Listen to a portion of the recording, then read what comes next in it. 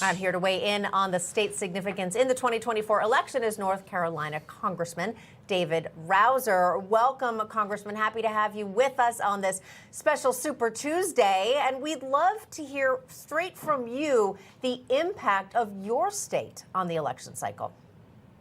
Well, first, great to be with you. I think President Trump's going to have a great Super Tuesday, particularly in North Carolina, but I anticipate that's going to be true among all the Super Tuesday states today. So I anticipate the Trump campaign will, for all practical purposes, wrap this primary up today. A lot of people, they're predicting that, Congressman. I'm going to get to this, though. Your state is in the midst of a crucial and critical gubernatorial race. Attorney General Josh Stein is vying for the Dem nomination, while Lieutenant Governor Mark Robinson has become the favorite amongst Republicans. We know in 11 of the last 13 presidential elections, Republicans, they've been able to win the state and keeping it Republican there. What do you think happens in that race? Well, I think President Trump's going to win pretty decisively in North Carolina. And decisively in North Carolina, by the way, is 2 to 3 points. Our statewide races are always competitive, always have been. And you can see in many years a good little bit of ticket splitting where they vote Republican for president, but they'll vote Democrat for governor. Now, that's been less the case in recent years. And I think Mark Robinson has an excellent shot in the fall, but I also anticipate that race to be really tight. But if President Trump wins the state by 3 percentage points or so, I think Mark Robinson wins as well. And we need a very different direction in the state as it relates to our governorship. We have a great legislative team in the state Senate and the state House. They have the supermajority, thankfully. But it would be so nice to have a great Republican governor, and Mark Robinson would be that. Congressman, what are North Carolinians, particularly your constituents, most concerned about leading into the 2024 election?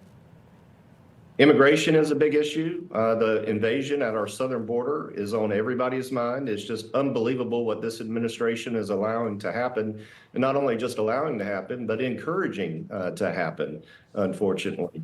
And then in addition to that, inflation, crime.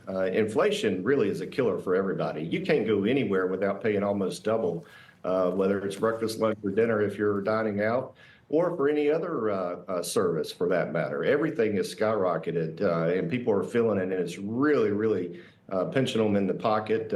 Credit card debt is probably as high as it's ever been in this country. And so I think there's going to be a strong momentum for President Trump, for Mark Robinson, for all Republicans on the ballot this fall because of those major issues: inflation, the invasion at the border, and crime in particular. Congressman, you got about 30 seconds here. I want to talk more about the southern border here. Do you think this is Joe Biden, he's celebrating the fact that nothing is being done at this point? A lot of people would argue this was the plan.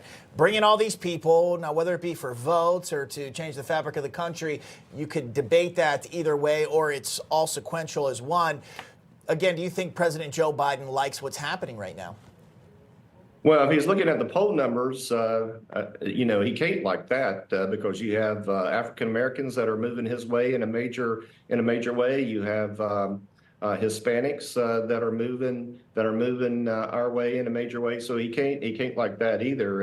And so I'd be highly surprised if he is excited about his poll numbers in particular. And a lot of it goes right back to the disastrous border policies that he's put in place, he and his team.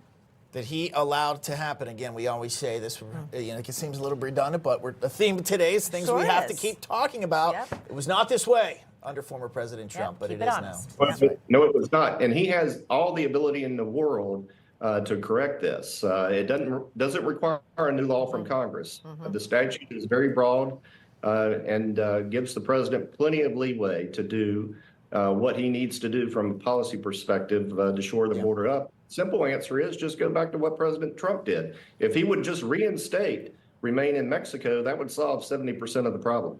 We've said that many times, Congressman David Rouzer. We appreciate you coming on, sir. Come back. Great to be with you.